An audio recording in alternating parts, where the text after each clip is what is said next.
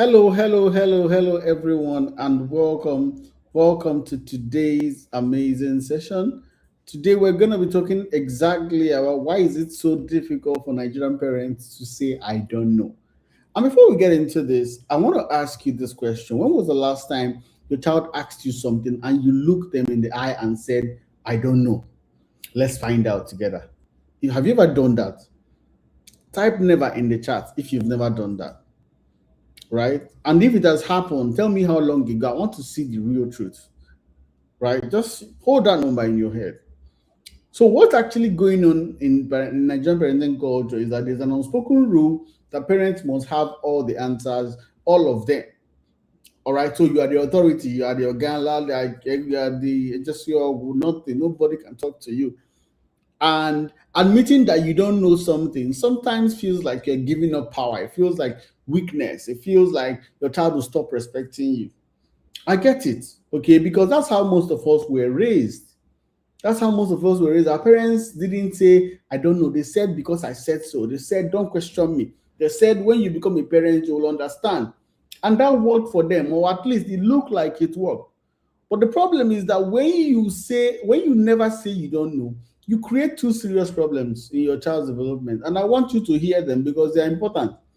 The first problem you create is that your child learns that not knowing something is weakness, right? They start to hide that it becomes something for them to be ashamed of. So what happens is that they sit in class and they don't understand what the teacher is saying, but they don't ask for help. They pretend to understand. They nod along. They copy from the person next to them. They go home and they struggle in silence, not because they are lazy, but because they have been taught by watching you that not knowing is failure. And so think about that for a second. Think about that for a second. That every time you made up an answer, instead of saying I don't know, you were teaching your child that it is better to fake it than to admit confusion. And that lesson, right? It's better for them to just say rubbish, to hallucinate, than to actually say, I don't know, please explain. It follows them into their career. They grow up with it. The second problem is that when you always have the answer, you start making decisions based on what you think is right instead of what you actually know is right. All right. You choose your child's school based on reputation because everyone says it's a good school. You sign them up for extra lessons because that is what all the other parents are doing. You push them towards medicine or law or engineering because that is what successful people do. But you never stop to ask, is this actually right for this child? So you did not research, you did not investigate, you just went ahead with what you felt was true because admitting you don't know felt too dangerous. Does this sound a bit familiar? If you are sitting there now, you are feeling, oh, Chris is insulting me or this is uncomfortable. But that's good. That means I'm hitting something. How many of you have made a decision about your child's education or future based on everyone else, based on what everyone else was doing, rather than what you have actually investigated or what you know that your child really that fits your child?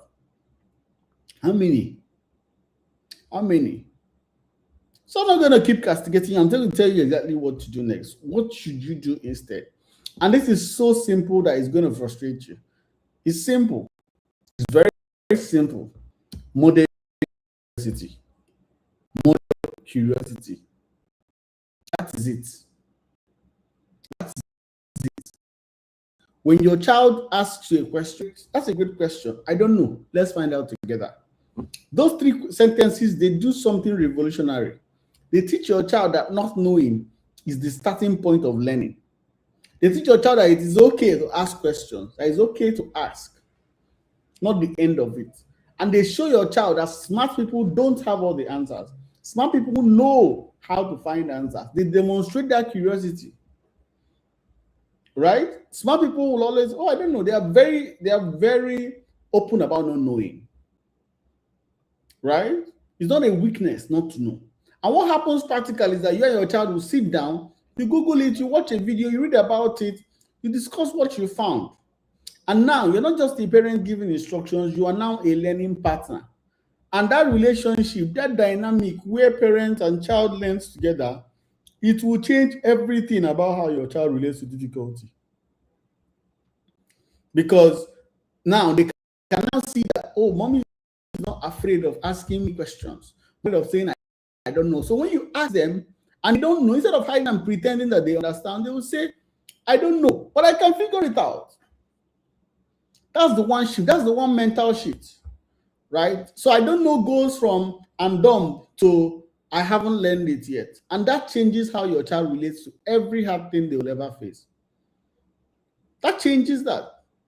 I've worked with a lot of people in my experience. There's a dad I worked with one time, each time this guy was very smart, and every single time he had an answer, he would always want to make his child feel like I'm the encyclopedia. Ask me anything you don't know in this life, ask me. But the truth was that sometimes, even the ones he didn't know, he didn't want to fall his hand. He didn't want to fall his child's hand. So he was always there. He would always answer that as though like he had it, but he didn't really. And so by the time his son turned 9, something happened that scared this guy. His son stopped asking questions completely. He lost curiosity, right? And the dad was worried. What's going on? Why did this boy stop? So it turns out that the reason he stopped was because the boy was tired of hearing monologues. And the boy learned that asking a question, meant sitting through a lecture. Instead of sitting through a lecture, he won't say anything. And so, like, in that experience, dad was actually confused as to what to do next. And when he came to us, I told him this exact thing I'm telling you guys now, which is stop trying to prove that you know things. Just start asking, become curious, right? Become curious, start asking a lot of questions. Your child will still model you, he's still within the age range. And so he didn't quite understand that, but he went and did it anyways. After like about 3 weeks of doing that, he came back and told us that, oh, he couldn't believe it that now his son, has just slowly started sharing, he has started asking him questions, like has started like, the son even has the opportunity to even demonstrate that he knows. And it has become an interesting thing that both of them do together, where they ask each other questions and, they have a lot of conversations, deep, deep conversations.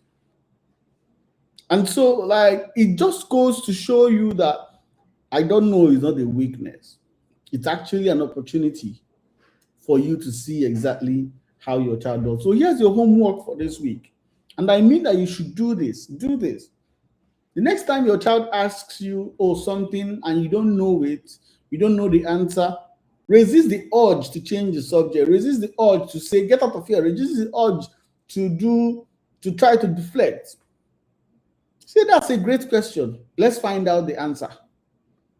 Then watch what happens. Watch the enthusiasm.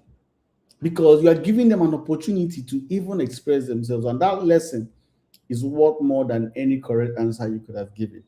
Go ahead and try this. And if this episode made you think differently about something, about this, if this is your first time of hearing something of this perspective, make sure to follow us now, Tensa, and also share this episode with one parent who needs to hear this. Send them the link. That's all I'm asking. Thank you so much for staying on the end. I'll see you same time, same session tomorrow.